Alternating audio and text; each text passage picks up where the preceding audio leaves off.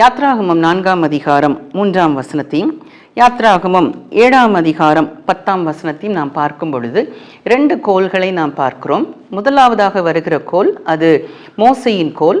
அந்த கோல் அது தரையிலே போடப்பட்ட பொழுது சர்ப்பமாயிற்று என்ற வார்த்தை எபிரேய மொழியிலே நாக்காஷ் என்று கொடுக்கப்படுகிறது.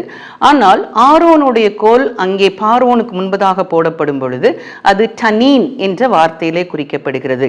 நாக்காஷ் என்பது நம்ம பார்க்கிற அந்த சர்ப்பம். ஆனால் அதே நேரத்தில் டனீன் என்று சொல்லும் பொழுது அது கடலிலே இருக்கிற ஒரு வகையான ஒரு மான்ஸ்டர் போன்ற ஒரு மிகப்பெரிய ஒரு மிருகம்.